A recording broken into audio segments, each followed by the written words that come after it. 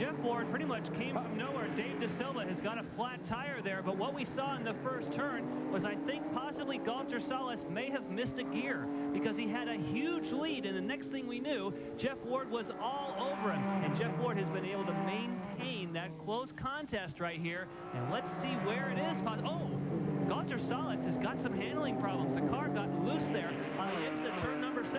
Jeff Ward right now, he can smell it. He says, ha, I see his car has problems. I'm going after. Yeah, you figure you noticed that, huh? Oh, yeah. So he comes up to the final 2 turns. This is kind of a technical piece of property right there, but he's through it cleanly. And coming back to that turn 1 where we thought we detected a missed gear last time around, on board we are, of course, with Jeff Ward.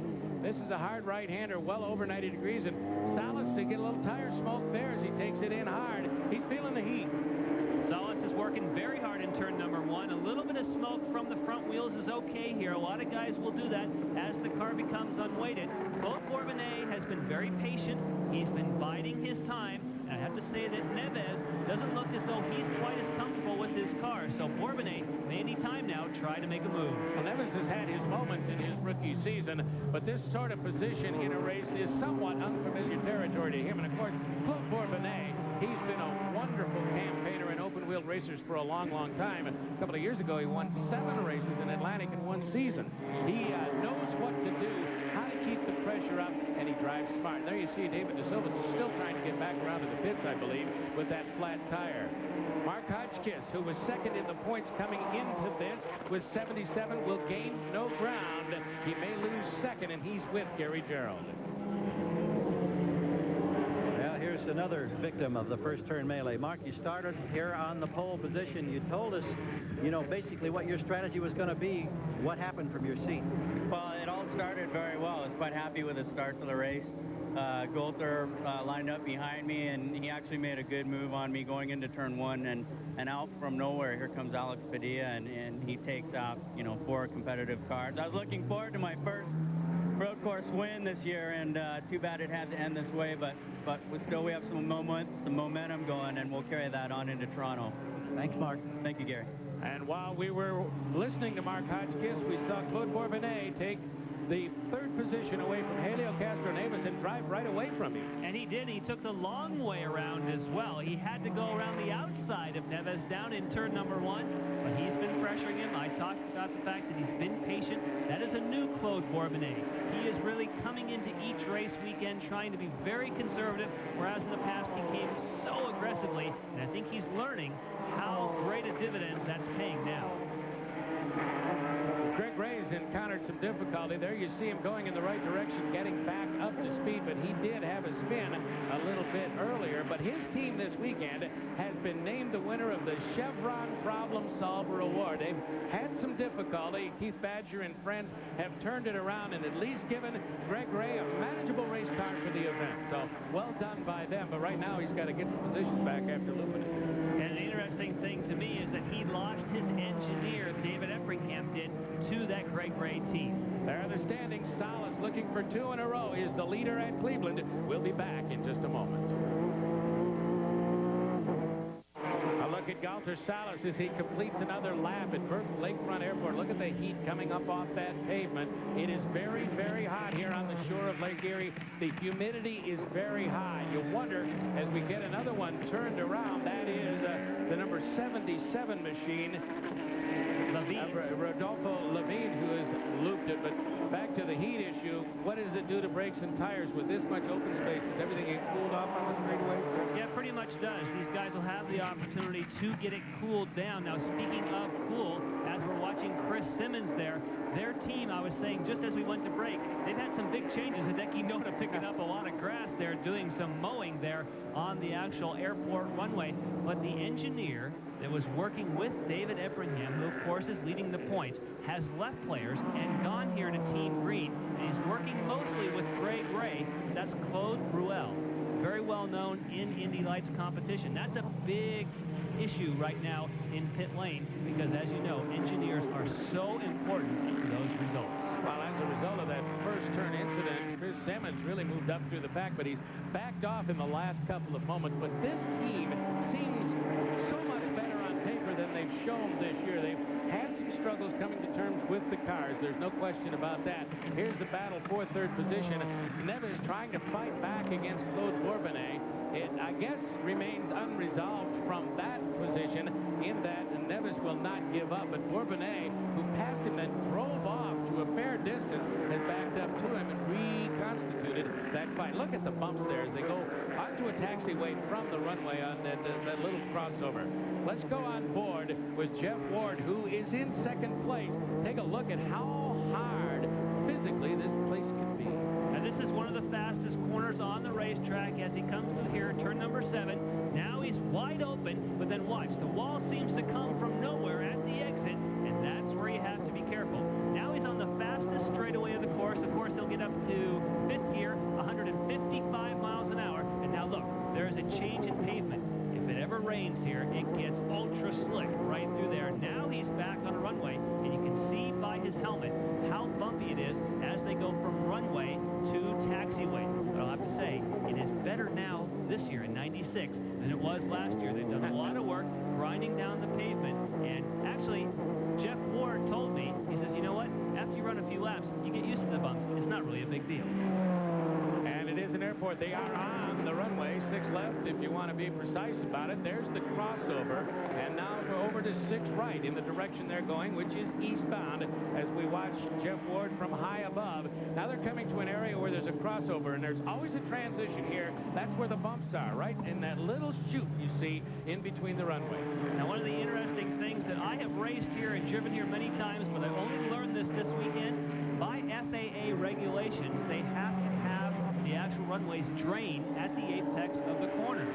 So regardless of what they do, they are built to slope down to the apex, so there's no way they can get away from the fact there'll always be a big bump as they come to the inside of the turn. Simply a measure to maximize braking performance for aircraft, get rid of the water. Those are grooved runways, by the way. The concrete actually has grooves sewn in it. David De Silva has gotten new tires on and rejoined the fight several laps down, as you see the top 4 runners dealing with him now as a back marker. And in this season, that's a strange position for David. It definitely is a strange position for him. He just has had a hard time getting his confidence up here. The car really has been working the way that he wanted. He had a very similar setup to what Mark Hotchkiss, the pole sitter, had, but he just couldn't seem to get it going. Now he's out there effectively doing testing. Everybody averaging a little over 90 miles an hour, even though we had a fairly long yellow at the beginning of the race. And first through 5th position, separated by about 9 seconds. First through 4th, only 5 seconds. So it really is a good serial, a reasonably tight serial up front. That's Claude Bourbonnais, who is yet to win in the series, and everybody says he's going to. And when he breaks through, he might just rip off 3 or 4. He's just too talented not to get something done. And it is so good to see that this conservative strategy that he and the players' team are using is starting to pay those dividends with that 3rd place finish that he had in Detroit.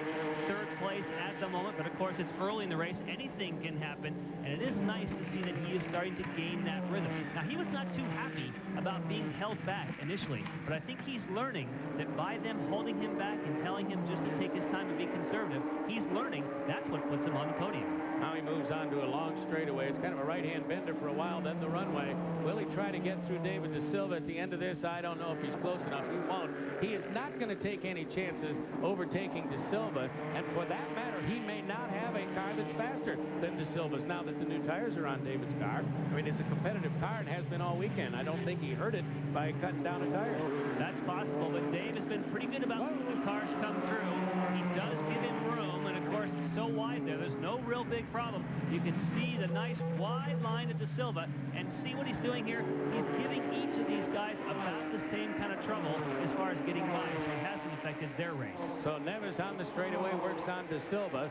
Salas continues to lead the race, and if he stays there, he'll be 2nd in the points. Then Ward, Bourbonnais, Neves, and Noda. That is our top 5. We're in Cleveland. We'll be back. Back in Cleveland, there is Claude Bourbonnais, who is indeed running in 3rd position, a podium position looming for him. You know, the players, people this year, as they have since they've joined the series, been pretty good in finding their way to the podium. There are the numbers, but Claude today is their remaining hope. He is, and of course, as we've said, it looks like that's about all he can get out of the car at this point. But the players' team has learned how to make these cars work at the end of races. What's the difference?